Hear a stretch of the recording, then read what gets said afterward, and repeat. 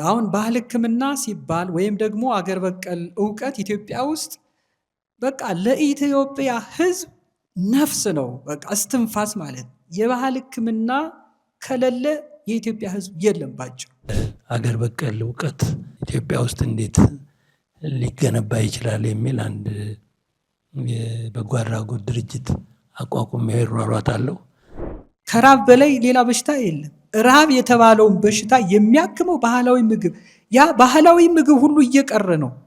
አሁን እኔ በጣም ነው የምሰገው። ከውጭ ታሽጎ የሚመጣ ምግብ ለህፃናት፣ ግማሹ ህፃን አሁን በፐርሰንት ሲታይ በጣም አሳዛኝ፣ ወደ ኦቲዝም እየሄደ አገር ተረካቢ ትውልድ እንዴት ነው ልናገኝ የምንችለው? ብዙ ሀገራቶች፣ የተለያዩ ያደጉ ሀገራቶች ከኛ በላይ ሆነው እኛ ከነሱ በላይ ዕውቀት ማንነት እያለው ሁሉ ነገር እያለን እኛ ወደ ኋላ ቀርተናል። እነሱ አድገዋን ሄደዋን ዘምነዋን። ፑት አሁን ኢትዮጵያዊ ይሁን አይሁን እኮ የሚያውቅ የለም። አሁን ፑት ያልሰራው የለም። ስለ ነፋሳት፣ ስለ ሚሳኤል፣ እነዚህ ከ6 ሰዓት እስከ 7 ሰዓት የሚዘሉ ድንጋዮች ገበሬው የሚሰግሩ እያለ የሚጠራቸውን ድንጋዮች ተመራምሮ ለተለያየ ነገር ይጠቀም የነበረ ፑት ተዳፍኖ ነው ያለው። እንደዚህ የተለያዩ የእውቀት ዘርፎች እየፈሰሱ ነው ያሉት ከውጪ ማለት ነው። እነዛ ነገሮች እኛ ያንን እድል ሂደን አግኝተን እንደ ወርክሾፕ ሂደን አግኝተን ተምረን ሰልጥነን በተዋረድ ደግሞ ወደ ታች ደግሞ ላሉት ደግሞ የሰጠናቸው ነገሮች አሉ ወይ? በዘርፉ ለመቆየት አንድ የተከፍቶ የሚቆም ነገር አለ። ኤጁኬሽን ሰስተኔቢሊቲውን ማረጋገጥ መቻል አለብንና ምን አስባችኋል?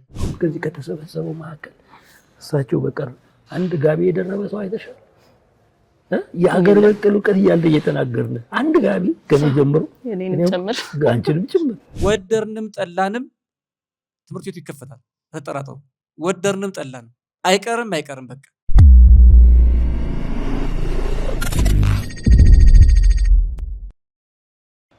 ሰላም ጤና ይስጥልን ተመልካቾቻችን፣ እንደምን ቆያችሁን? ዛሬ ወደ አንድ ቦታ ተጋብዤ መጥቻለሁ። ዛሬ የተጋበዝኩበት መድረክ እጅግ በጣም የሚያስደስትና ተስፋን የሚሰጥ ነገር ነው።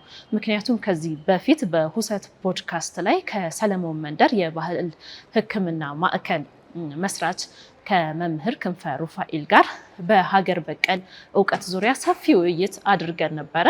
ኢትዮጵያ የምትድነው በራሷ እውነት ነው። በራሷ ዕውቀት፣ በራሷ ጥበብ፣ በራሷ ስልጣኔ መመራት ከጀመረች እንደ ትላንቱ እንደ አባቶቻችን ዘመን ሀያልነቷን፣ ገናናነቷን መልሳ ታመጣዋለች ብለን ነበረ። ታዲያ ዛሬ የተጋበዝኩበት መድረክ ይህንን ነገር የሚፈጥር ወይም ደግሞ አንድ እርምጃ የሚያራምድ ክስተት ነው። ይኸውም የባህል ሕክምና እንግዲህ በኢትዮጵያ ውስጥ የሚገኙ የተለያዩ የባህል ሕክምና አዋቂዎች አሉና በአዲስ አበባ ከተማ የሚገኘው የባህል ሕክምና አዋቂዎች ማህበር ዛሬ አንድ ጉዳይ አለው። በዚህ በኤሊያና ሆቴል ጉዳዩ ምንድነው? የራሱን የቻለ የባህል ሕክምና የግል ትምህርት ቤት ሊቋቋም ነው። ከሰለሞን መንደር የባህል ሕክምና ጋር በጋራ በመሆን ነው ይህን ዝግጅት ያዘጋጁት።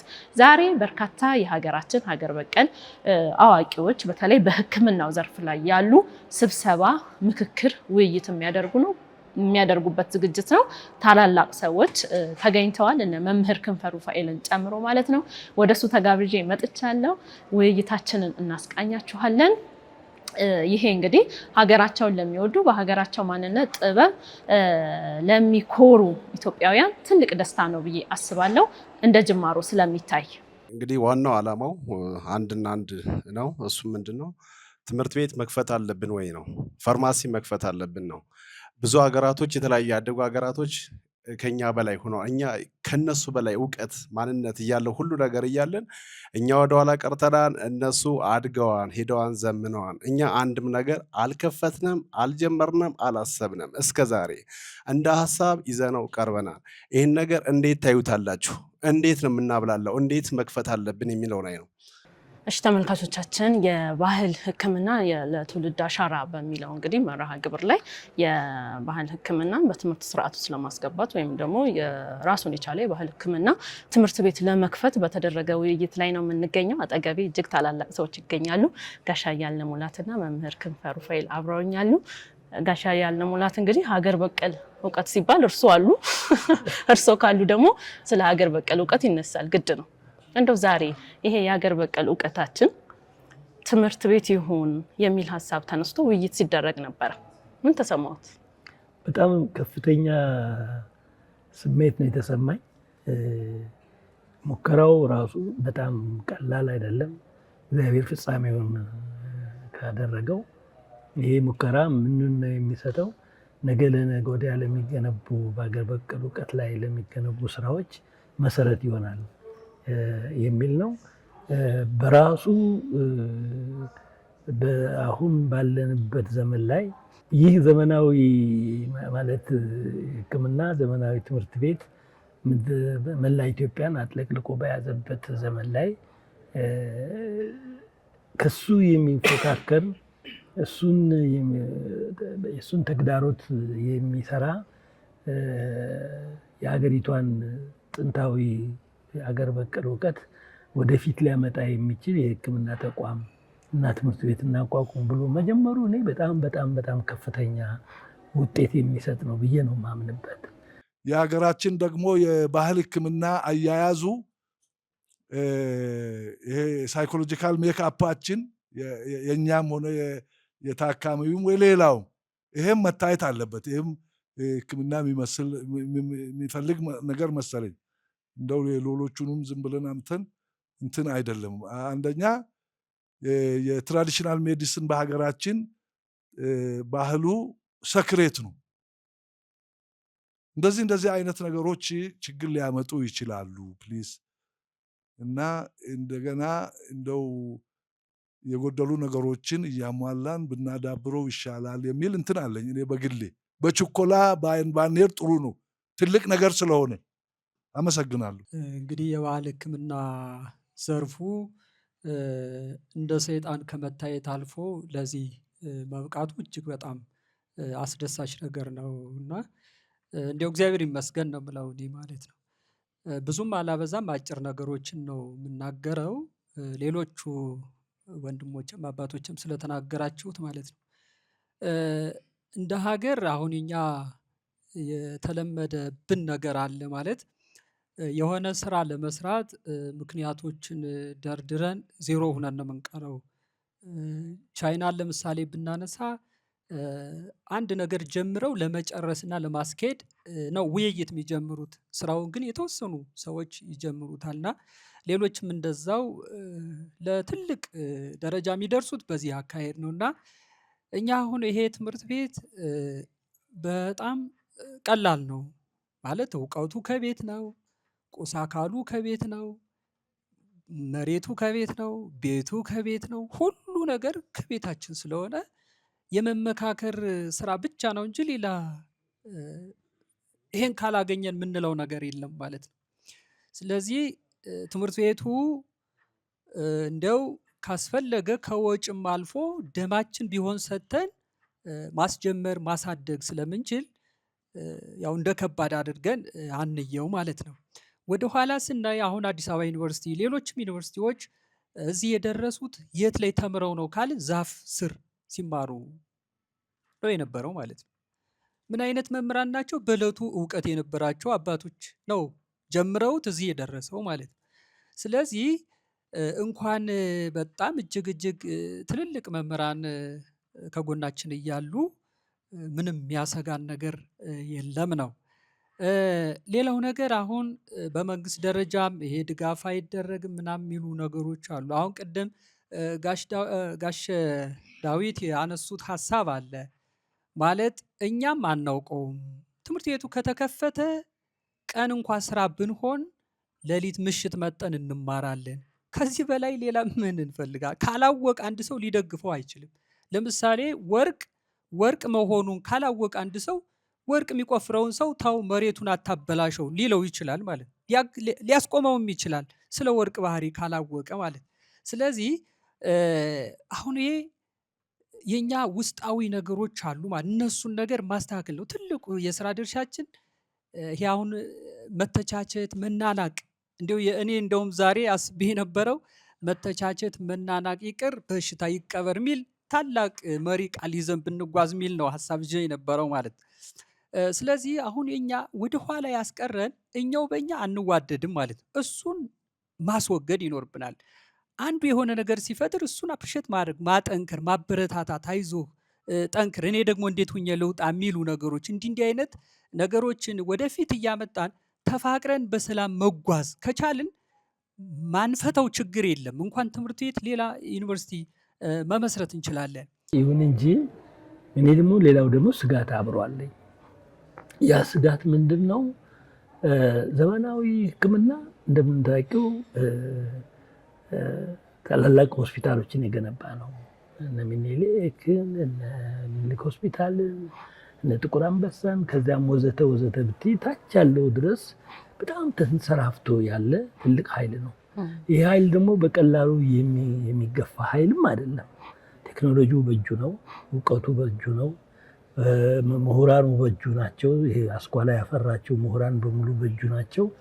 እና እነዚህ ሁሉ ተጋፍቶ ዘመናዊ ሆስፒታል ውጤታማ ይሆናል ወይ የሚለው ያሰጋኛል። ይህንን ምክንያቱም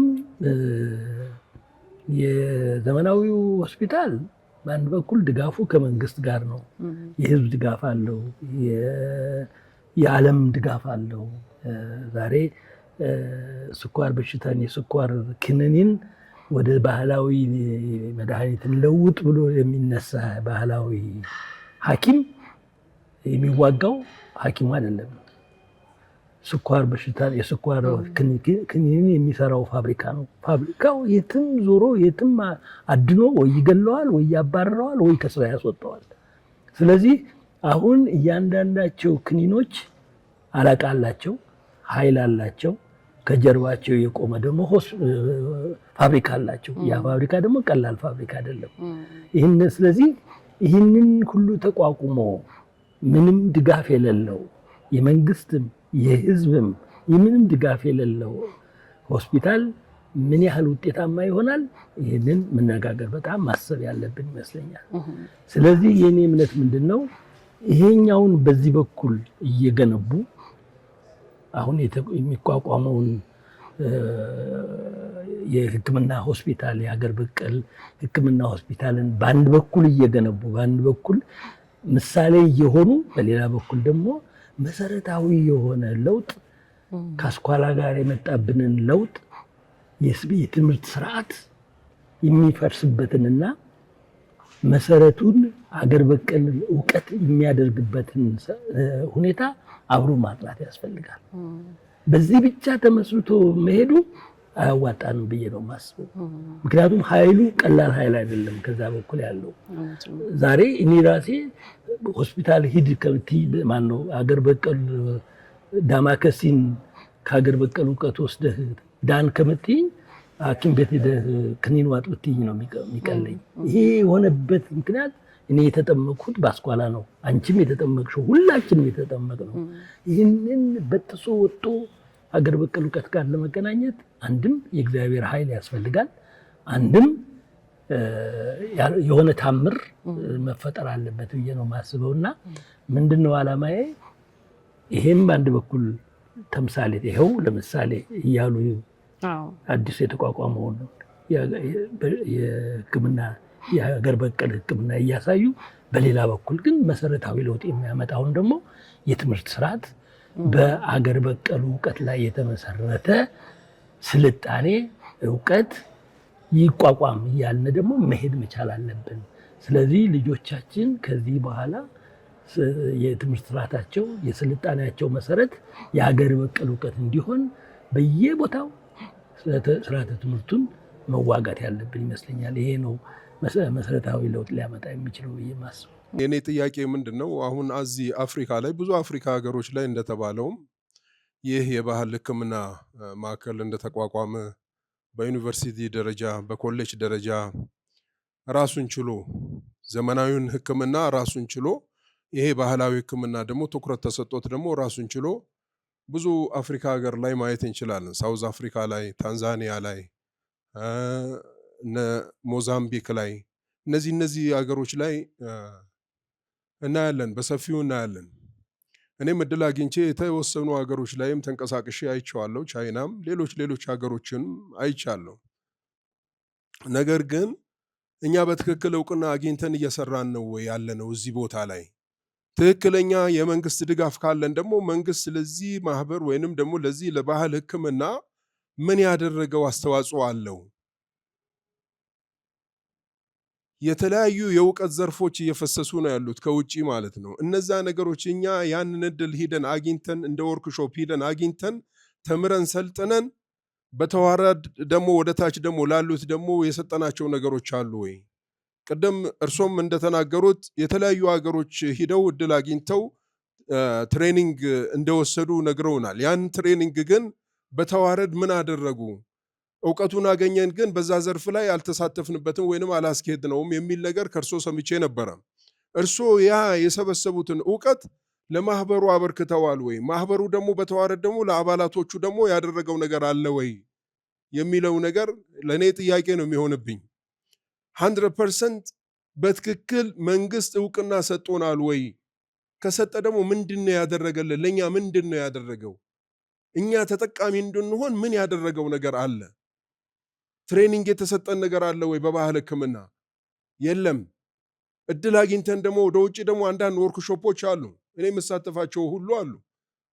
አሁን ኢንግላንድ ላይ የታወቀ ሃርባርድ ሪሰርች ሴንተር ራሱ አለ፣ ብዙ አባላቶች ያሉት ማለት ነው። እነሱ ራሱ ኦንላይን ላይ ሜምበር አድርገው አፕዴት እያደረጉ የሚፈልገውን ነገር ይሰጣሉ፣ ይልካሉ።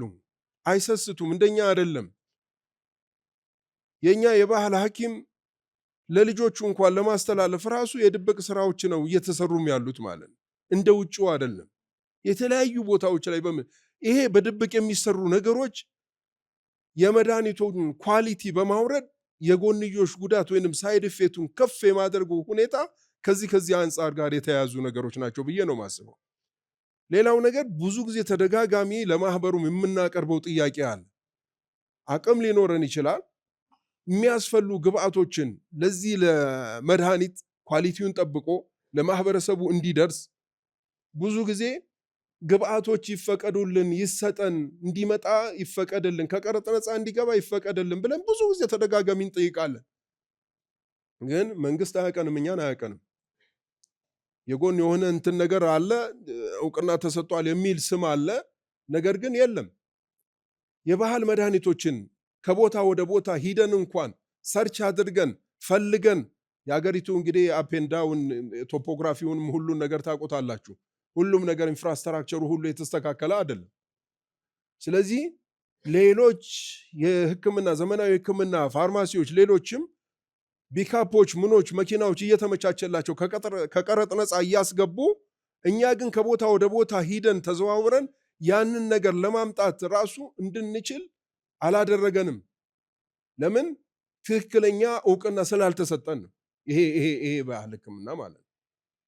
ስለዚህ ይሄ የሚሆንበትን ሁኔታ ቢመቻች የተሻለ ነገር ይመጣል ብዬ ነው ማስበው። በውይይቱ ላይ እንዳነሱት እውነተኛውን የችግራችንን ምንጭ ፈልገን ማግኘት አለብን። እሱም ደግሞ የትምህርት ስርዓታችን በባዶ ሜዳ ላይ የተገነባ ነው ስለሆነ ብለዋል። እንግዲህ በባዶ ሜዳ ላይ የተገነባ ነው። በባዶ ሜዳ ላይ ተገንብቶ እኮ በነገሮች ላይ እዚህ በፊትም ተነጋግረናል ከአንቺ ጋር። በባዶ መሬት ላይ የተገነባው እውቀት ልጁን ወስዶ እኮ አሜሪካን ሀገር ፕሮፌሰርም አድርጎታል። በባዶ እንዲህ እንደ ጋሪ አስኳላ እየመራ ወስዶ አሜሪካን ሀገር አስገብቶ ትልልቅ ኃይል ያለው ፕሮፌሰር አድርጎታል። አብዛኞቻችን እንደዚህ የሆነው እኔንም እንዲህ ጎትቶ ወስዶ ራሻ ውስጥ አስገብቶ የራሻን የፑሽኪን የጎርኪ የፈለግሽውን ሊቀሊቃውንት የራሻን ሊቀሊቃውንት አዋቂ አድርጎ አስተምሮኛል። እማሆይ ገላነሽን ሳላውቅ፣ አይናማው ጎሹን ሳላውቅ፣ ተዋናይ ምን እንደሆነ ሳላውቅ እና ይሄ ኃይል ቀላል ኃይል አይደለም። እና ዛሬ ያለህን ቁጭ ብለሽ ማነች እማሆይ ገላነሽ ብትይኝ አላውቃቸው። ግን ታላቁ ቅማለቅኝ የኢትዮጵያ ታላቁ ድራማ እያልሽ ስሜን ስትጠሪው ትውያለሽ። ስለ ኢትዮጵያ ማውቀው ነገር የለኝም። ይሄ ነው ዘመናዊ ትምህርት ኢትዮጵያውያን ያሳወረን። አሁን ከዚህ ከተሰበሰበው መካከል እሳቸው በቀር አንድ ጋቢ የደረበ ሰው አይተሻል? የሀገር በቀል እውቀት እያለ እየተናገርን አንድ ጋቢ ከኔ ጀምሮ አንቺንም ጭምር። ይሄ ለምንድን ነው? ምን ያህል እንዳጠበን ጭንቅላታችንን። እሺ አመሰግናለሁኝ።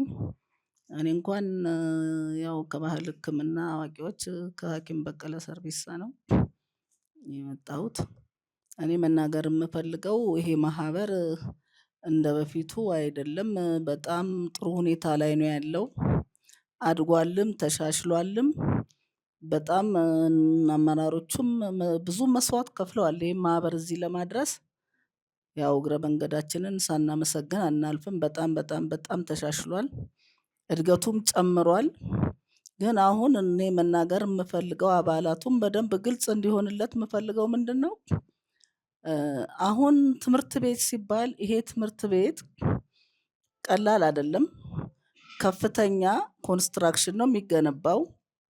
ከፍተኛ መስዋዕትን መክፈል ይጠበቅበታል። አሁን እዚህ ላይ በአባላቱም አቅም የሚሆን አይደለም። ለምን አሁን አባላቱ የወር መዋጮ እንኳን ሳይከፍል እየቀረ የቤት ኪራይ መክፈል አቃተን እያላችሁ ብዙ ጊዜ በስብሰባ ላይ ያው ስትናገሩ ሰማለሁኝ። ነገር ግን ለዚህ ለትምህርት ቤቱ ሀሳባችሁ ጥሩ ነው፣ እንቅስቃሴያችሁ ጥሩ ነው፣ ጥሩ የሚደገፍ ነው፣ የሚደገፍ ሀሳብ ነው። ግን ለዚህ ለትምህርት ቤት ለኮንስትራክሽኑ መገንቢያ መንግስትስ ምን ያህል ድጋፍ ያደርጋል? እዚህ ጋር መንግስትም የራሱን ቃል ሊገባ በውል ሊፈጽምልን ይገባል። ስፖንሰርስ ምን ያህል ነው? ስፖንሰርስ እናገኛለን ብላችሁ እምነትስ ያላችሁ? በኋላ ተጀምሮ መሀል ላይ ደርሶ የሚቆምበት ሁኔታ እንዳይፈጠር ይሄን ሁሉ አሁን በደንብ አስባችሁበት በደንብ ያለውን ነገር ጥናት አድርጋችሁ ያው እሳቸውም እንዳሉት በችኮላ ሳይሆን በሂደት ምን ይሻላል የሚለውን ነገር ከመንግስትም ከአባሉም ከአንዳንድ መንግስት ተቋምም ያው ሀሳብና ድጋፍ መሰብሰብም ያስፈልጋል። ይህንን ነው መናገር የምፈልገው። አመሰግናለሁ። እንደ ባህል ሕክምና ተቋምነታችን ወይም ማህበረነታችን የመጀመሪያው ነገር ባህል ሕክምናችን በሙሉ ህልውና በሙሉ አቅሙ ላይ ነው ወይ ያለው እንደ ሕክምና። ያ ማለት እዚህ አሁን ባልሳሳት ኦልሞስት ሁላችንም በሚባል ደረጃ ባለ መረጃ የባህል ሐኪም ልንሆን እንችላለን እንጂ ተቋማችን እና እንደዚሁም የምናዘጋጃቸው ሕክምናዎች፣ መድኃኒቶች እውቅና አግኝተው ምዝገባ ተሰጥቷቸው ተቋማችን እያንዳንዳችን ተቋም ሙሉ ተቋም ነው ብዬ ለመግለጽ እቸገራለሁ። በየክፍለ ከተማችን ፈቃድ ወስደን እንሰራለን።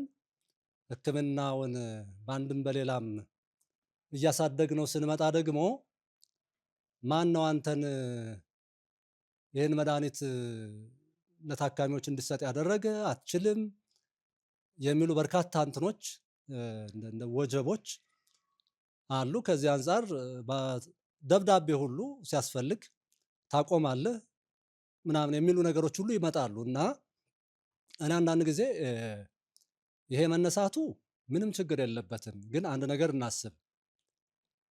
አንድ ቤት መጀመሪያ ቤቱ ዋናው ቤት ሲሰራ እሱ ሲቆም ውስጡ ስላሉት ክፍሎች ምን አይነት ስራ ይሰራባቸው ስለሚሉን ነገሮች ቀጥሎ የምናስበው ይሆናል እና ማህበራችን በሙሉ ህልውናው ነው ወይ ያለው? ጀስት ኦብጀክቲቭ ምንድን ነው የማህበሩ? ያን ኦብጀክቲቭ ሲያከናውን እያንዳንዱ በማህበር ውስጥ ያለው ተቋም አባላት የሚሰጧቸው ሕክምናዎች በመንግስት እና በተጠቃሚዎች አልፎ ተርፎም ወደሚፈለገው ጠያቂዎች ወዳሉበት የሕክምናው ጠያቂዎች ወዳሉበት አገር የምናዘጋጃቸው መድኃኒቶች እና ሕክምናዎች መሄድ የሚችሉበት ነገር። እኛ እዚህ አዲስ አበባ ላይ እየሰራን ሕክምናችን ማህበረሰቡ ባለበት ጎንደር ይሁን ጅጅጋ ይሁን የትኛውም ቦታ ላይ ሕክምናችን መሰጠት የሚችልበት ህልውና አለን ወይ? ይህን እኮ አንችልም። የምር ለመናገር ማለት ነው አንችልም። እችላለሁ የሚል ካለ እዚህ ጋር ማየት መማር እፈልጋለሁ። ይህን በማንችልበት ሁኔታ ውስጥ ሆነን ባህል ሕክምናችን ትምህርት ቤት ይኑረው አይ አይደለም ሆስፒታል ይኑረው አይደለም ሌላ የማህበራዊ ችግሮችን ሶልቭ የምናደርግበት ሌላ አማራጭ እንክፈት እና ይሄን ማሰቡ ምንም ጥያቄ የለውም፣ ጥሩ ነው። ግን መሰረታችንን፣ ተደማጭነታችንን፣ አቅማችንን፣ ተፈላጊነታችንን ቅድም እንዳላችሁት መብቶቻችን ምንድን ናቸው? እኛ ሐኪም መስፍን፣ ሐኪም አብድሳ ተብለናል። ነገር ግን ምርት አምርተህ ለማህበረሰቡ ማሰራጨት አትችልም፣ ምክንያቱም አልተመዘገብክም። ለመመዝገብ ደግሞ የሆነ ስቴፖችን ስትሄድ አሁን ደግሞ አትችልም። እንዲህ በሚባልበት ላይ ነው ያለ ነው እና እኔ ያለኝ ነገር መጀመሪያ ሕክምናችን እያንዳንዱ ተቋም ጀስት የባህል ሐኪም ሲባል ምን ሊሰራ ነው የቆመው? እሺ ጥሩ ሊያክም ነው።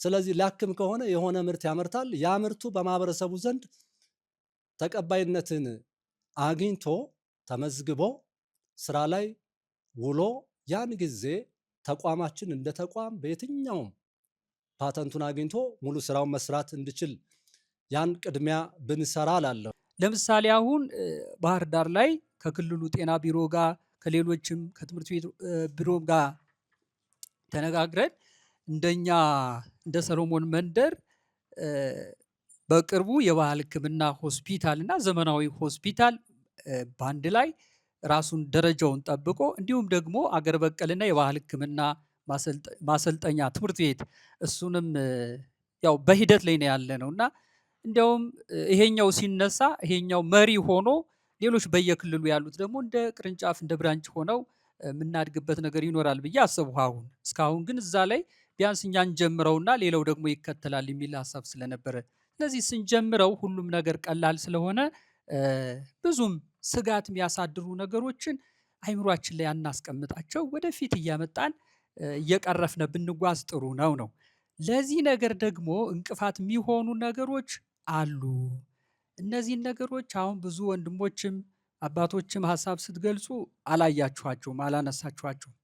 የባህል ሕክምናና አገር በቀል እውቀት ወደኋላ እንዲቀር ያደረገው ነገር እየቆየ ደግሞ እንዲጠፋም ኮዝ የሆኑ ነገሮች ምንድን ናቸው የሚለውን ነገር ማየት ያስፈልጋል። እሱን ሌላ ጊዜ በደንብ ልንወያይበት ይገባል። አንደኛ የሃይማኖት ተቋማት ናቸው። አሁን እዚህ ስብሰባ ላይ እንዲያውም ልንጋብዛቸው የሚያስፈልግ በክርስትናውም በእስልምናውም በሌላውም ያሉ ወንድሞቻችን፣ አባቶቻችን፣ እናቶች፣ መምህራን ተገኝተው የባህል ሕክምና ጥቅም አለው የለውም ወይ እነሱም አብረው አፍረጥርጠው ማለፍ ያስፈልጋቸዋል። ከዚህ ውጭ መንግስትም ቢለፋ ማህበሩም ቢለፋ በየሃይማኖት ተቋሙ ኃጢአት ነው፣ ጥንቆላ ነው፣ እንደዚህ አይነት ነገር ወግድ እያለ የሚያስወግደው ከሆነ እያመመው አይ ነፍሴን ከማጣ ስጋዬ ቢተላ ይሻላል ብሎ ቀስቀስ አይልም። እንኳን ሊሰራ ሊታከም አይችልም ማለት ነው። አሞት እንትን እያለ እነዚህ ነገሮች እንቅፋት ስለሆኑ የሃይማኖት አባቶችንም ማሰባስበን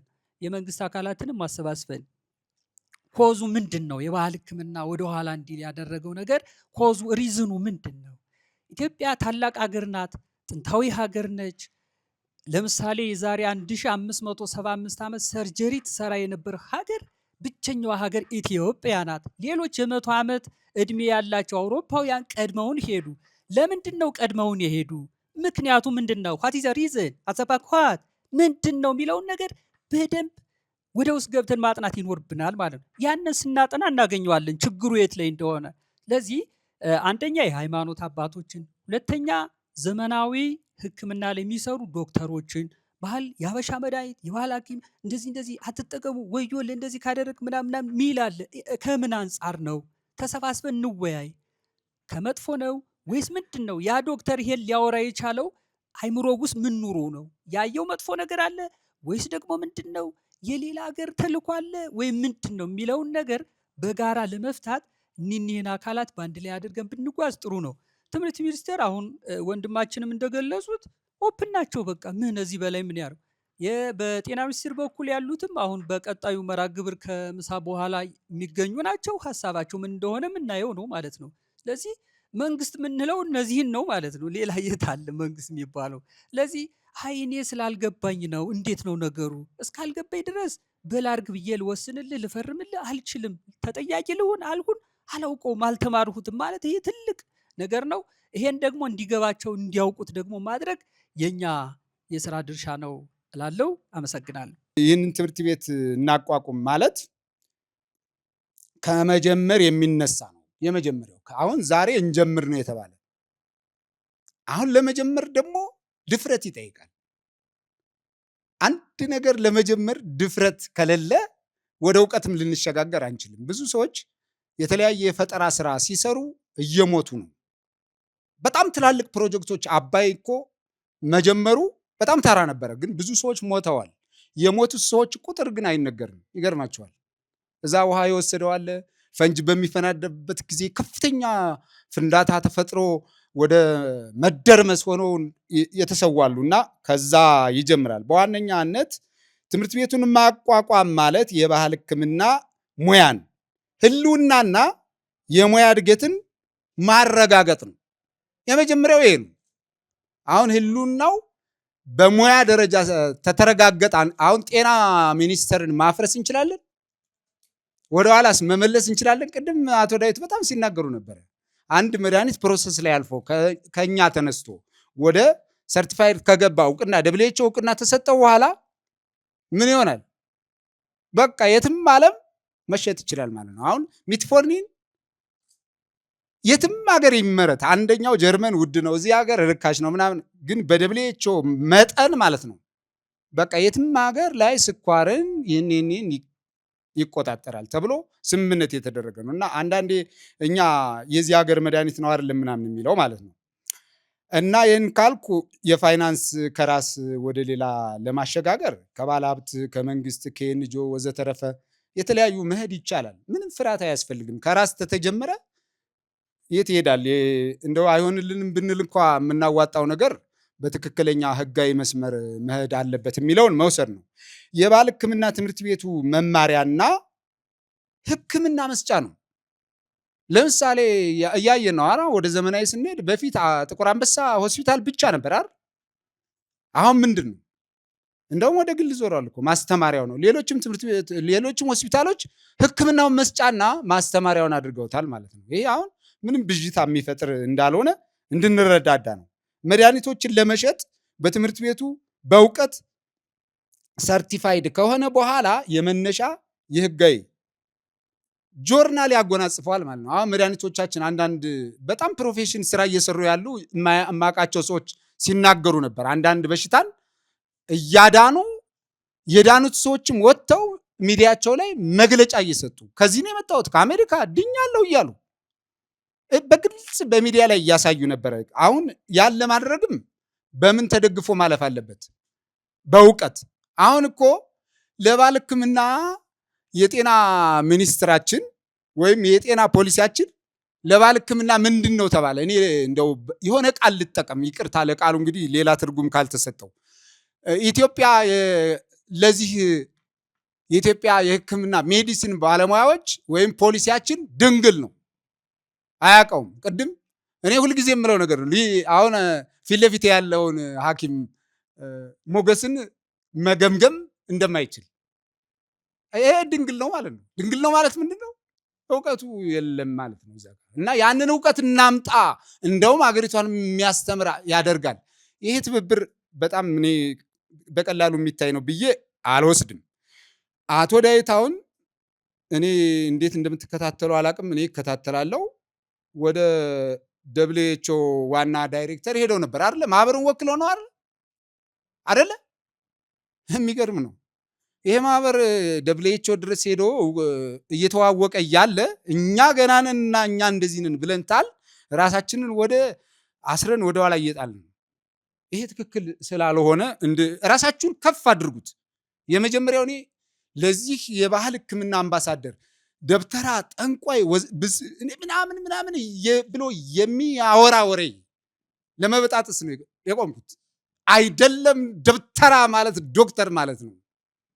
እያንዳንዱ ሕክምና ነው የሚወስዳቸው። አንተ የምትወስደው ሕክምና ከዚህ የመነጨ ነው። አሁንም እንደውም ከዛኛው በዚህኛው የተሻለ ነው እያልኩ እየሞገጥኩ እያሳመንኩ ባለውበት እናንተ ማለት ነው እንደዚህ ፍርሃት የሚያድርባችሁ ወይም እንደው ጥርጣሬ የሚያድርባችሁ ከሆነ ትክክል አይደለም።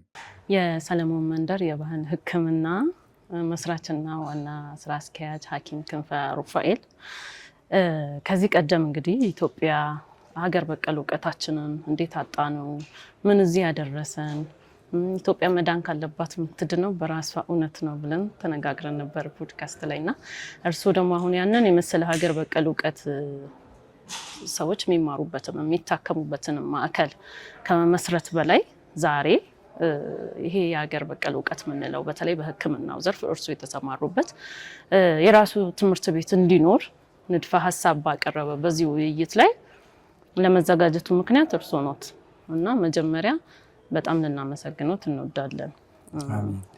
ከንግግርም ደግሞ ወደ ተግባርም መሬት ላይ የሚወረደ ነገር ስላየን ማለት ነውና እንዴት አዩት የዛሬውን ውይይት? ብዙ የባህል ሐኪሞች ተገኝተዋል፣ ብዙ ሀሳብ ተነስቷል። እንዴት አገኙት? አመሰግናለሁ ሰብለ ወንጌል። እንዳልሽው እንግዲህ የዛሬ በፊት ብዙ ትንሽ ኢትዮጵያ ነካ የሚያደርጉ ውይይቶችን ተወያይተናል ባለፈው ጊዜ። ግን በጣም ጥልቅ የሆነ ውይይት በቀጣይ ይኖረናል ብዬ አምናለሁ። ላዩን ነው የነካ ነው። ውስጡ በጣም ገና ስንት አይተህ የሚባል ነገር አለ ማለት ነው። ዛሬ እኔ እጅግ በጣም ደስ ብሎኛል። ደስ ያለኝ ነገር ምንድን ነው? የጋን መብራት ሆነው ካለፉ አባቶች የጋን መብራት ሆነው አለፉ እየተባሉ ከሚሰደቡ አባቶች በመትረፋችን ነው። ምክንያቱም እውቀታቸውን አዳፍነውት ነው ያለፉት። እኛ ደግሞ ትልቅ እድል አግኝተናል። ዛሬ እንግዲህ የባህል ሕክምና ትምህርት ቤት የሀገር በቀል ትምህርት ቤት ለመመስረት ለመጀመሪያ ጊዜ ነው እንግዲህ ይህን ስብሰባ እንዳየሸው ስናካሄድ የዋልነው። ከመጀመሪያም የኔ ትልቁ ዓላማዬም ይህ ስለሆነ ተዳፍኖ ማለፍም ስለማልፈልግ አባቶች በባዶ እግራቸው መከራ አይተው ለእኛ አስተላልፈዋል። እኛ ደግሞ ለቀጣዩ ትውልድ ምንድን ነው የምናስተላልፍለት ነገር የሚለው ሀሳብ ሁሌም በአእምሮዬ ላይ ሲወጣ ሲወርድ ነው የሚኖረው እና ይህ ሀሳብ ሲመጣ ምንም እኔ እንደው እንኳን ገንዘቤ ደሜን ራሱ ሽጬ ቢሆን ይህን መርሃ ግብር ማዘጋጀት አለብን የሚል በቃ ትልቅ ፍላጎት ነው ያደረብኝ እና እንዳየሸው ያው ስፖንሰር መርሃ ግብሩ በጥሩ ሁኔታ እንዲከናወን ያው ምክንያቱን ነኝ ማለት በኤሊያና ሆቴል ተጋባዥ እንግዶች እንግዲህ መልካም መስተንግዶ ተደርጎላቸው ትራንስፖርት አበል ተችሎ የሁሉ ወጪ የሸፈኑት እርስዎ ኖት? አዎ እኔ ነኝ የሸፈንኩት። የሚገርመው እዚህ አዲስ አበባ ያሉት ብቻም ሳይሆን ከአማራ ክልል ጤና ቢሮ የመጡት ከባህር ዳር ከተማ ጤና ቢሮ እነሱንም የአልጋ ምንም ያው ምሳ ሁሉ እነሱም ደግሞ እኔን አክብረው እዚህ ድረስ በመምጣታቸው እና እኔ አሁን ምንድን ነው እየተሰማኝ ያለ የሚመስልሽ በቃ እግዚአብሔር በቃ እየሰማን ነው በእውነት። ይሄ ቆሻሻው ነገር እየተራገፈ ኢትዮጵያ በራሷ እውነት ትድናለች የሚባለው አንዱ መስመር ይሄ ነው እና በራሷ ጊዜ በቃ በራሱ አሁን አንድ የክልል ጤና ቢሮ ዳይሬክተር በእኔ አቅም ተጠርቶ እሺ ብሎ በቃ መጥቶ እዚህ ስብሰባ ላይ መከናወን ይኸውም ስለ ባህል ሕክምና እኮ ነው። ይሄ ጠንቋይ፣ ደብተራ፣ አጉሪ ምናምን እየተባለ ሲሰደብ እንዳልነበር አሁን ደግሞ የሀገሪቱ ዋና በቃ ህይወት ነው እስትንፋስ ነው ብሎ አምኖ በዚህ ልክ መምጣት፣ ጤና ሚኒስቴር መምጣት፣ ትምህርት ሚኒስቴር መምጣት በቃ ያልመጣ የለም ዛሬ ማለት ነው። ከባህል ሕክምና አዋቂዎች ባለሙያዎች በተጨማሪ የመንግስት አካላት በቃ ሁሉም ደግሞ የሰጡት ሀሳብ እጅግ በጣም የሚገነባ ነው ማለት ትምህርት ሚኒስቴርም በቃ በእኛ በኩል በቃ አይተነው በቃ የሚያዋጣን አገር በቀል እውቀት ነው ባህል ሕክምና ነው እያሉ ነው በቃ በቁጭት ሀሳባቸውን ይሰጡ። ጤና ሚኒስቴርም እንደዛው በቃ አገሪቱ አሁን ላይ 80% ህዝብ የህክምና አገልግሎት የሚያገኘው በባህል ሕክምና እንደሆነ አጥንተው አረጋግጠዋል። እንግዲህ የኢትዮጵያ ህዝብ 80% የህክምና አገልግሎት አገኘ በባህል ሕክምና ማለት በቃ ያው ባህል ሕክምናው ነው እያገለገለ ያለው ማለት ነው እና አይናችን ዞሯል። እየጠቀመን ያለውን አላየነውም ማለት ነው እና እሱ ይሄ ትምህርት ቤት ሊመሰረት ይህን የመሰለ መርሃ ግብር ተዘጋጅቶ በማየቴ እጅግ በጣም በጣም በጣም ተደስቻለሁ። እኔም በአቅሜ የተማርኩትን እውቀቴን ማፈስበት ትምህርት ቤት በቃ እኔ ለማን ልንገረው ማለት ይቀራል ማለት ነው። እዚህ ትምህርት ቤት ላይ መጥቶ የሚማር ሰው ሁሉ የቻልኩትን እውቀት ሁሉ አበረክታለሁ ማለት ነው። ናሽናል ፍሬምወርክ ቱ ኢንቴግሬት ኢንዲጂነስ ኖሌጅ ኦር ዊዝደም ኤንድ ስኪልስ የሚል ሰነድ እያዘጋጀን ነው። እኛ እነ ፕሮፌሰር መንገሻ የቀድሞ የጎንደር ዩኒቨርሲቲ ፕሬዚደንት ያሉበት ምንድነው ዓላማችን በስርዓተ ትምህርቱ ላይ ይሄን ኢንዲጂነስ ኖሌጅ ስኪልስ ዊዝደም እንዴት እናካተው ነው። እናንተ ደግሞ ለብቻ እንዲህ አይነት ነገር ይዛችሁ ስትመጡ ለእኔ አዲስ የትምህርት ዘርፍ ነው በነገራችን ላይ። ስለዚህ ይህን አዲስ የትምህርት ዘርፍ እንደኔም እንደ ክፍሉም እንደ ኢቲኤም በትምህርት ሚኒስቴር ኤጁኬሽን ኤንድ ትሬኒንግ ኦቶሪቲው በትምህርት ሚኒስቴር ስር ያለውና አይ ቲንክ ይኖራሉ ብዬ አስባለሁ። እዚህ ውስጥም መመሪያውንም ምን ሪኳየርመንቶችን እንደምታሟሉም ኒድ አሰስመንትን ጨምሮ እሱንም መመሪያው ማየቱ ይሻላል። አላብራራም እዚህ ጋር ግን ከሲቪል ሰርቪስ ኮሚሽን ጋር ኢንተግሬት ለማድረግ ምን አስባችኋል? ለምሳሌ እንበልና ይሄ ሰው በሙሉ ገብቶ ይመረቅ፣ በሆነ ዓመት ተመርቆ ይወጣል፣ የራሱን ሊከፍት ይችላል። ስለዚህ አሁን ዓላማዊ ትምህርት ብዬ ልግለጽ ያኛውን ምናልባት ይሄኛውን ሃይማኖታዊ ትምህርት ነው የምንለው ኦር የባህል ሕክምናውን በየትኛው ነው የምንፈርጀው? አንዳንድ መመሪያዎችን ስናወጣ የሃይማኖት አስተምሮትን አያካትትም እንል ነበረ። የሃይማኖት አስተምሮ ነው የምንለው ኦር ይሄን አዲስ የትምህርት ዘርፍ ሲፒኤ የቀድሞ ሲፒኤ የአሁኑ ሲቪል ሰርቪስ ኮሚሽን ምክንያቱም ስኬሌቢሊቲ ሊቀጥል ይገባል። ይሄ ተቋም ከተከፈተ በኋላ አሁን በሀገራችን ላይ 366 ፕላስ ኮሌጆች አሉ፣ የግል ከፍተኛ ትምህርት ተቋማት ማለት ነው። 5 ዩኒቨርሲቲዎች 6 ኦር 7 አይ ቲንክ ዌስተርን ዩኒቨርሲቲ ኮሌጅ የተዘጋ ይመስለኛል። ስለዚህ እውቅና የሚፈቅድና የሚሰጠው አካል ኢቲኤ ስለሆነ ነው። ስለዚህ ምንድን ነው በዘርፉ ለመቆየት አንድ የተከፍቶ የሚቆም ነገር አለ። ኤጁኬሽን ሰስተናቢሊቲውን ማረጋገጥ መቻል አለብንና ምን አስባችኋል? ከሲቪል ሰርቪስ ኮሚሽንም ጋር ደግሞ ደረጃ እንዲወጣለት የተለያዩ ጥቅማ ጥቅሞችም እንዲከበሩለት ምን ያክል ርቀት ለመሄድ አስባችኋል የሚለውን እኛ እንደ ትምህርት ሚኒስቴር ልናግዛችሁ የምንችለውን አይከን ፕሮሚስ የደረጃና ስታንዳርድ ማውጣቱን ስርዓተ ትምህርትና ፕሮግራሞችን ከመገምገምና እውቅና ከመስጠት አኳያ የተቋማዊ እውቅናውን ከመስጠት አኳያ የጥራትና ቁጥጥር ክትትሎችን ከማድረግና የፖሊሲና የሕግ ማዕቀፍ ዝግጅት ላይ ከመሳተፍ አፕሩቭ ከማድረግ ጋር እኛ ደስተኞች ነን። ሁሌም በእናንተን ለማገዝ ፍቃደኞች ነን። ግን እንደ ተግዳሮት ይገጥማቸዋል ብዬ የማስበው ከጤና ሚኒስቴር ጋር ያላችሁ ግንኙነት ምን ይመስላል? ከኢፒኤችአይ ጋር ያላችሁ ለምሳሌ አንዳንድ የሕክምና የባህል መድኃኒቶችን አፕሩቭ ከማድረግ ጋር ምን ያክል ርቀት ሄዳችኋል? ከነ ባዮዳይቨርሲቲ ኢንስቲትዩት ጋር ያላችሁ ግንኙነት ምን ይመስላል? የባህላዊ ሕክምና አዋቂዎች ማህበራትስ ምን አይነት እይታ አላቸው? እየሰማሁ ነው። በእርግጥ ፖዚቲቭ የሆነ አቲቲዩድ ነው ያለው በብዙሃኑ። ሌላው ደግሞ የኢንቴሌክቹዋል ፕሮፐርቲ ኦቶሪቲ እኔ ለምሳሌ እንደው ሰዓት ካልወሰድኩኝ እኔ የመተከል ልጅ ነኝ እና እኔ ባደኩበት አካባቢ የሽናሻ ማህበረሰብ በጣም ኢንዲጂነስ ኖሌጅ በጣም ስኪሉ እንዳላቸው አውቃለሁ። ነገር ግን ወደ አካዳሚክ ኢንቴግሪቲ ወደ ስርዓተ ትምህርቱ ለማዋሃድ የሰውየው ህልውና ነው፣ አይሰጠንም። ደግሞም እደግፋለሁ። እኔም እናንተ ከሰጠው በኋላ እኮ ህልውና ነው ይለናል። አልሰጥም ብሎ ውይይት ላይ ገጥሞን ያውቃል። ለእኔ ለልጆቼ አውርሾው መሄድ ነው አለ። ስለዚህ ምንድን ነው ጋረንቲ አለ። ስለዚህ እንዲህ አይነት ነገሮችን በዘላቂነት የምትፈቱበትን ማግባብ እስከሌለ ድረስ አይ ቲንክ ፊዚቢሊቲው ላይ ተቋሙን ተቋም መክፈት ቀላል ነው። በነገራችን 366 ኮሌጆች ቀላል አይደለም፣ ግን መቀጠል አልቻሉም። አሁን እንደምታዩት አንኤምፕሎይመንት ሬት ደግሞ በጣም ብዙ ቻሌንጅ እየገጠመን ነው አሁን እና ቲዮሪ ፕራክቲስ ሊንኬጅ ላይ መሬት የወረደ ለሀገሪቱም ጥሩ ነገር መስራት የሚችሉ ምሁራን ማፍራት እንፈልጋለን። ነገር ግን ተቋሙ ከተከፈተ በኋላ እስከምን ያክል ርቀት ድረስ መጓዝ ይችላል? ግን ቅድም የተነሳ ሀሳብ አለ፣ ይሄ ማህበረሰቡን ማሳመን ላይ ኢንክሉዲንግ ምሁራንን ጨምሮ ማለት ነው። እሱ ትልቅ ፈተና የሆንባቸዋን ብዬ ነው የማስበው።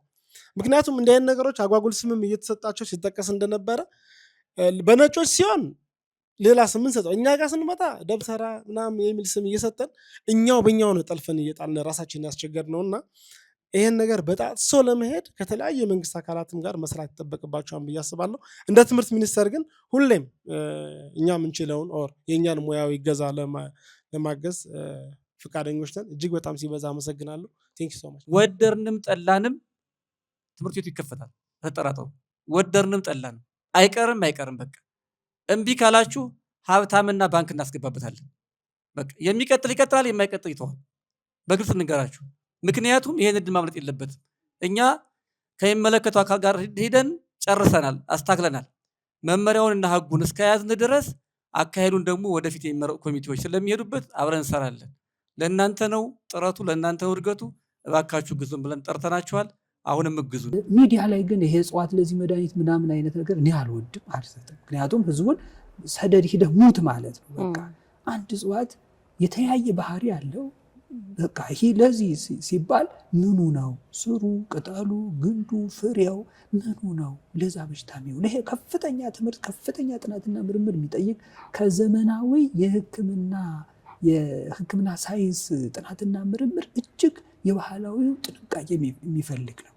ጥንቃቄ የሚፈልግ ነገር ግን ደግሞ ሁሉም በደጅ ያለ ማለት ነው። በጥንቃቄ ተጠቅመን ከሁሉ ችግር ነፃ የምንሆንበት የህክምና ዘርፍ ነው ይሄ ባህል ህክምና። ስለዚህ ያው ሁሉም ሰው በዚህ የባህል ህክምና ላይ ተሳትፎ እንዲያደርግ ማለት ትምህርት ቤቱ ላይ አሻራ ነው።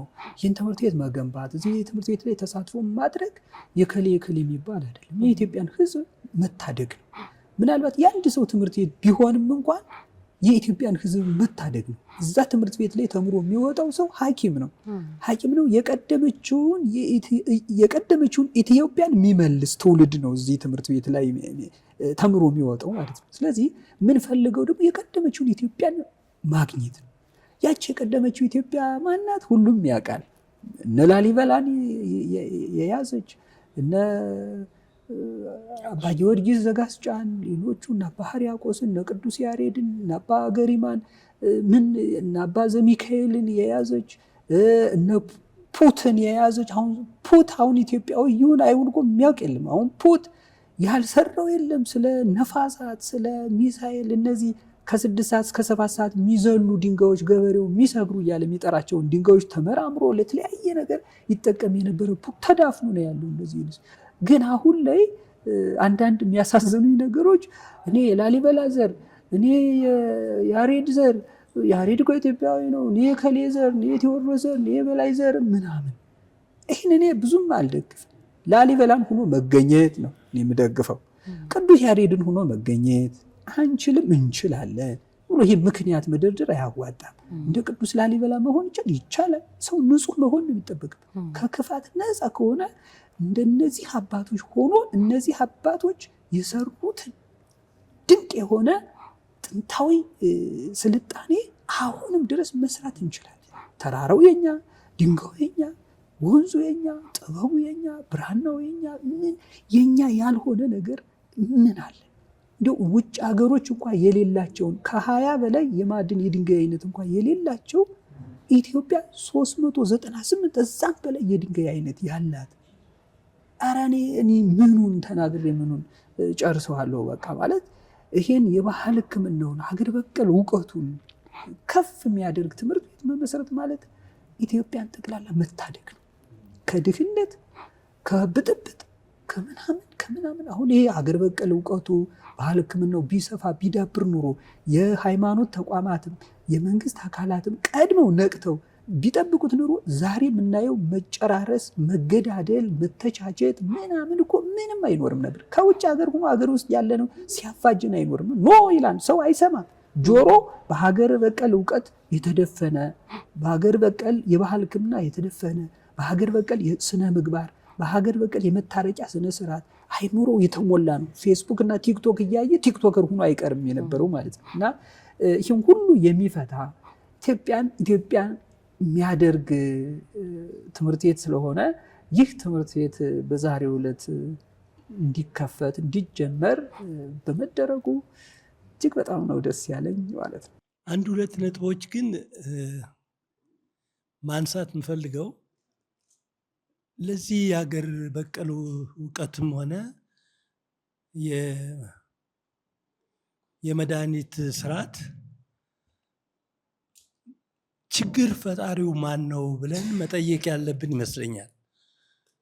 ያንን ችግር ፈጣሪ ሳናስወግድ ወይም ለሱ መፍትሄ ሳንሰጥ አሁን በላዩ ላይ የምንደርበው መፍትሄ እኔ አሁንም በችግር ውስጥ ያለ ነው የሚመስለኝ።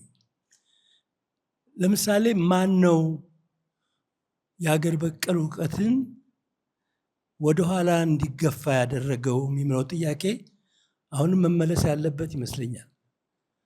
አብሮን ለዘላለም የቆየ የኢትዮጵያን ሕዝብ ሲያክም፣ ሲያስተምር፣ ፊደል ሲያስቆጥር፣ ዜማ ሲያስጮህ፣ ብዙ ነገሮችን ሲያደርግ የኖረው ታላቁ የባህል እሴት እየተገፋ የመጣው ከመቼ ወዲህ ነው? መቼ ነው የሚለውን ጥያቄ አብረን መመለስ ያለብን ይመስለኛል። እኔ ግልጽ ነው፣ አስኳላ የምንለው ትምህርት ከተጀመረ ጀምሮ ይመስለኛል የዚህ ሁሉ ችግር የተፈጠረው። ይሄ የትምህርት ተቋም መጥፎ ነው ማለት አይደለም። ይሄ የትምህርት ተቋም ችግር አለበት ብዬ የምለው ሲመሰረት በሀገር በቀል እውቀት ላይ አልተመሰረተም ነው። መሰረቱን የሀገር በቀል እውቀት አድርጎ የተመሰረተ ባለመሆኑ በባዶ ሲሚንቶ ላይ የወጣ ያደገ ስለሆነ እኛ የተማርነው ትምህርት፣ እኔ የተማሩበት ትምህርት ማለት ነው፣ የቀረውን ታላላቅ የሆነውን የሀገሪቷን እሴት እያጠፋ የመጣ ይመስለኛል። ይሄ ነው ትልቁ ችግራችን። ይሄንን ችግር እንዴት እንፍታው የሚለውም ብዙ መንገድ የሚያስሄድ ነው። እኔ አሁን በዚህ በዝርዝር መናገር አልችልም።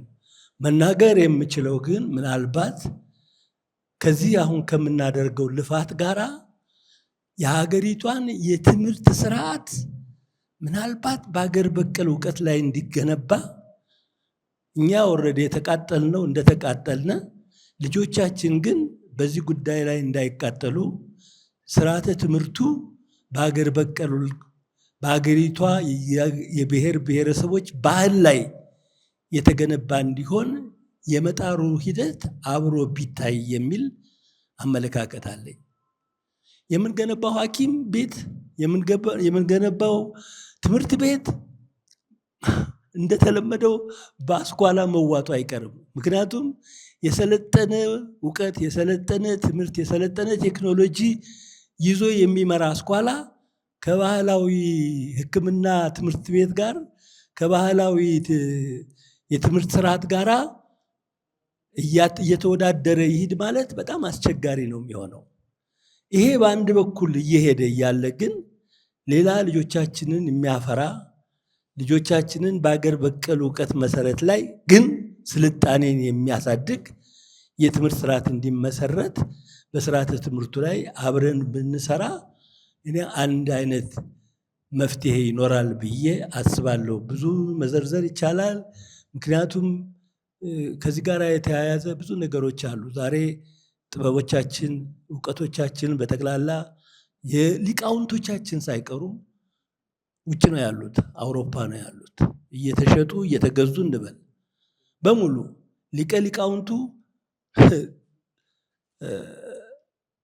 ጀርመን ሀገር እና ሌላ ሀገር ሄደው ቋንቋና እውቀት ጥበቡን አስተምረው ሲመጡ ዶክተር ምን እያሏቸው በዚህ በማጭበርበር ኢትዮጵያ ውስጥ ሲመለሱ አንድ ቀን እንኳ ያሳድሯቸውም። ያንን ጥበብ ከተቀዱ ከወሰዱ በኋላ ወደ ሀገራቸው ሲመለሱ ምንም ነገር ሳይሰጧቸው ዶክተር ብለው ነው የሚመልሷቸው፣ የሰሩት ስራ ምን እንደሆነ እንኳ ሳይታወቅ። እና እንዲህ በማለት በማጭበርበር ጥበባችን አሁንም እየሄደ ነው ያለው፣ ማቆሚያ የለውም። ስለዚህ እኔ እንደው ደፈርክ ባትሉኝ በማላውቀው ገብቼ ነው የምወሸክተው። ግን ቢሆንም የሚሰማኝን ለመናገር ወደኋላ ስለማልል ነውና የአስኳላን ትምህርት ሊቋቋም የሚችል በባህላዊ መሰረት ላይ የተገነባ ዘመናዊ እውቀት ኢትዮጵያ ውስጥ እንዲመሰረት አብረን ከዚህ ከምንሰራው ስራ ጋር ብንታገል የተሻለ ነው ለማለት ይችኑ ሀሳብ ለመስጠት አመሰግናለሁ። ያው ለብዙ ዓመታት የባህል ሕክምናና አገር በቀል እውቀት እየተገፋ እየተሰደበ ነው የኖረውና ያ ሁሉ ጠፍቶ ደግሞ ዛሬ እውቀታችን የምናፈስበት ተተኪ ትውልድ የምናፈራበት ትምህርት ቤት ለመገንባት ያው ስለተገናኘን እጅግ በጣም ደስ ብሎኛል። እኔ እንገነባዋለን፣ እናስቀጥለዋለን። ትምህርት ቤት ብቻም ሳይሆን ዩኒቨርሲቲ እናደርገዋለን። የባህል ሕክምና ትምህርት ቤት ብቻም ሳይሆን የባህል ሕክምና ልዩ ሆስፒታል ከሀገር ውጭ ያሉ ህዝቦች ሪፈር ተጽፎላቸው ወደ ኢትዮጵያ የባህል ሕክምና ሆስፒታል መጥተው የሚታከሙበት ሆስፒታል እንደምናደርግ ፍጹም እምነት አለኝ። እናደርገዋለን ማለት ነው። ይህ በጣም ደስ ብሎኛል እኔ ዛሬ። ከዚህ በተረፍ ማንንደው ተራራ ማናጠፈው ችግር የለም። ይሄን የምናደርገው ግን እጅ ለእጅ ተያይዘን ስንጓዝ ነውና ይሄ እንዲሁ አደራ ነው የምለው ማለት ነው። አንድ የባህል ሕክምና አዋቂ ወንድሞቻችን ሁላችንም ለብዙ ዓመት የመግባባት የመዋደድ ሂደቱ የለም። አብዛኛው እኒያውቅ ስለምንባባል መተቻቸቱ መናናቁ ምናምን አለ። እሱን መቅበር ይኖርብናል፣ ማጥፋት ይኖርብናል። ምናልባት በዚህ ዓመት አንዳንድ የባህል ሕክምና ባለሙያዎችን እየተመካከርን ቻይናም፣ ህንድም፣ ደቡብ አፍሪካም ሌላም ቦታ የሄዱ ልምዶችን እየቀሰሙ እንዲመጡ በማድረግ ይህን የጥላቻ እንትናችን እናስወግዳለን ብዬ አምናለሁ። እሱን አደራ ነው የምለው። ሌላው ደግሞ በባህል ሕክምናና በዘመናዊ ሆስፒታል የሕክምና ባለሙያዎች መካከል ላይ ብዙ ጥሩ ያልሆነ ግንኙነት ስላለ እሱን ማስወገድ መቻል ይኖርብናል። እኔ እንደውም ቀጣይ አሁን ተመካክረን ማድረግ ያለብን ነገር የሚሆነው ከየሆስፒታሉ የሚሰሩ ዶክተሮች የተወሰኑ ከየእምነት ተቋማት ያሉትንም እንዲሁ የተወሰኑ ፒክ አድርገን የወንድማማች የምክክር መርሃ ግብር አዘጋጅተን ችግሮችን ብንቀርፍ የሚል ሀሳብ አለኝ። የባህል ሐኪሙ ዘመናዊ ዶክተሩን ሲተች፣ ዘመናዊ ዶክተሩ ደግሞ የባህል ሐኪሙን ሲተች እንዲህ እንደተተቻቸን ነው ያለ ነው ማለት ይሄ ግልጽ ስለሆነ ይሄ መጥፋት መቻል አለበት። ዘመናዊ ሕክምናው ለባህል ሕክምናው መሰረታዊ ነው። ባህል ሕክምናው ለዘመናዊ ሕክምናው ደግሞ እናት ነው፣ ወልዶ የሰጠ ስለሆነ ትልቅ ቦታ ልንሰጠው ይገባል ማለት ነው እና ሁላችሁም የስራ ዘርፋችሁ ያላችሁ አይምሯችሁ ውስጥ ያስቀምጣችሁት ይሄን ችግር እንፍታ ነው። አሁን ባህል ሕክምና ሲባል ወይም ደግሞ አገር በቀል እውቀት ኢትዮጵያ ውስጥ በቃ ለኢትዮጵያ ሕዝብ ነፍስ ነው፣ በቃ እስትንፋስ ማለት። የባህል ሕክምና ከሌለ የኢትዮጵያ ሕዝብ የለም ባጭሩ። ምናልባት የሚመስለን ቅጠሏ ተዘጋጅታ ስሯ ተቀምማ የሚሰጠውን ነው በአይናችን የምናስበው አይደል። እሱ ብቻ አይደለም። የባህል ሕክምና ምግብ በራሱ ባህላዊ ምግብ ኢትዮጵያ ውስጥ ያሉ በየክልሉ ያሉ ባህላዊ ምግቦች በራሱ እኮ መድኃኒት ናቸው፣ የባህል ሕክምና ናቸው። ራብን ያክል ክፉ በሽታ የለም። ከራብ በላይ ሌላ በሽታ የለም። ራብ የተባለውን በሽታ የሚያክመው ባህላዊ ምግብ፣ ያ ባህላዊ ምግብ ሁሉ እየቀረ ነው። አሁን እኔ በጣም ነው የምሰገው። ከውጭ ታሽጎ የሚመጣ ምግብ ለህፃናት ግማሹ ህፃን አሁን በፐርሰንት ሲታይ በጣም አሳዛኝ ወደ ኦቲዝም እየሄደ አገር ተረካቢ ትውልድ እንዴት ነው ልናገኝ የምንችለው? እና የባህል ሕክምና እኔ አሁን ይሄ ትምህርት ቤት አጠቃላይ የኢትዮጵያን ችግር ይፈታል የሚል እምነት ነው ያለኝ እና ለዚህ ትምህርት ቤት ትልቅ የስራ እንቅስቃሴ ሁላችንም እናድርግ ነው። ሌላውም የመጨረሻው ይህን ትምህርት ቤት ግብ ለማድረስ የባህል ሕክምናውንም እንዲሁ ከፍ ለማድረግ የባህል ሕክምና ማህበር ስራ አስፈጻሚዎችን መደገፍና ማሳደግ ማጎልበት ይኖርብናል። እንዲህ የሚጓተተው ለምሳሌ አሁን የማህበሩ ስራ አስኪያጅ ሐኪም ወንድማችን እንዲሁም ደግሞ መርጌታ መንግስቱም ሌሎችም እኛ የራሳችን እያከምን እያጠራቀምን ነው ለልጅም ሆነ ለቤትም ለምንም እንዲሁ ማለት እነሱ ደግሞ ሕክምናውን ትተው ነው ማህበሩን ለማሳደግ ደፋ ቀና የሚሉና ብዙ ወንድሞች አንዳንዴ የሚያነሷቸው ሀሳብ አሉ ማለት ነው። ማህበሩን ብዙም ያን ያክል ያለመደገፍ አይነት ማለት ነው እና እንደኛ አድርገን እነሱንም ደግፈናቸው ስራ አስፈጻሚ ላይ ያሉ አካላትን ከደገፍናቸው ባህል ሕክምናው ከፍ እንደሚል ሀገር በቀል እውቀቱ ጠንከር እንደሚል ይታወቃል። ለምሳሌ አሁን ፖሊስን በደንብ ብንንከባከበው ሙስና ይጠፋል በእርግጠኝነት ማለት ነው። ጥሩ ነገር ካገኘ በስራ ዘርፉ በጥሩ ሁኔታ ይንቀሳቀሳል። ሌላውም እንዲሁ ማለት ነው። ትራፊክ ብንንከባከበው፣ ቤት ሰርተን ብንሰጠው፣ የተለያየ ነገር ብናደርግለት በትራፊክ በኩል የሚመጣ አገሪቱን ብጥብጥ የሚያደርግ ችግር በሙሉ ይጠፋል ማለት ነው። አንድ ዳኛ ክብካቤ ብናደርግለት እንደ ሀገር የሚመጡ የሚያፋጁ እርስ በርስ የሚያጫርሱ ነገሮች ሁሉ አይመጡም፣ ይከሽፋሉ ማለት። ስለዚህ የባህል ሕክምናው በጣም ከፍ እንዲል አባቶቻችንም ወንድሞቻችንም ደግሞ የኔ ብለው ሌትም ቀንም ሰርተው እኛም አይዟችሁ ብለናቸው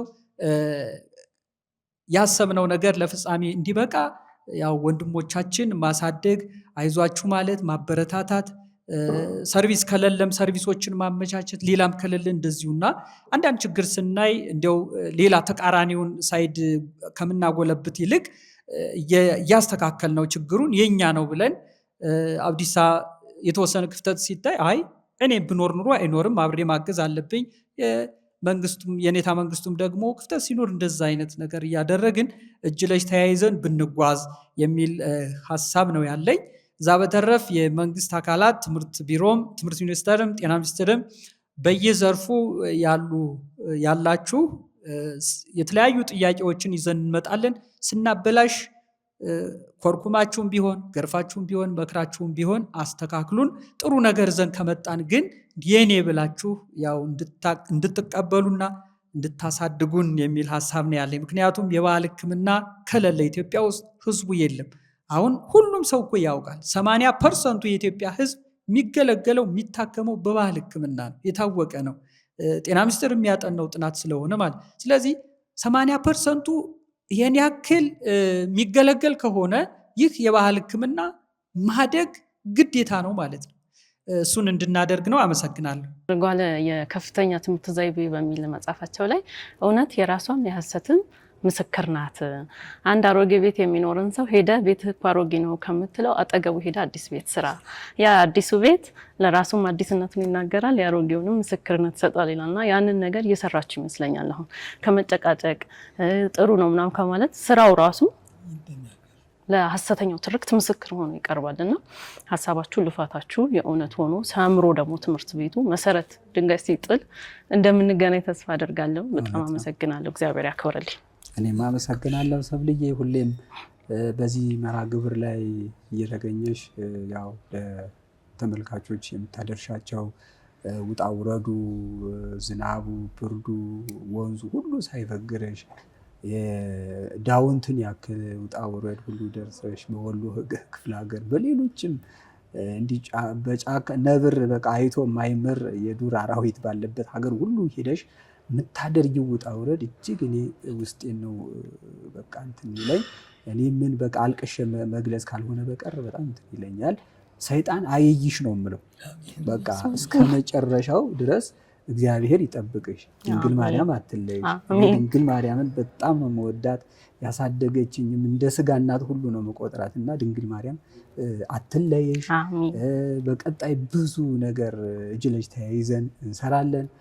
ባገኘነው አጋጣሚ ደግሞ የባህል ሕክምና አዋቂዎችና የዘመናዊ ሕክምና ባለሙያዎች ይህ የመተቻቸቱን መርሃ ግብር የመተቻቸቱን ለማጥፋት በቅርቡ እሱንም ደግሞ ዝግጅት እናደርጋለን።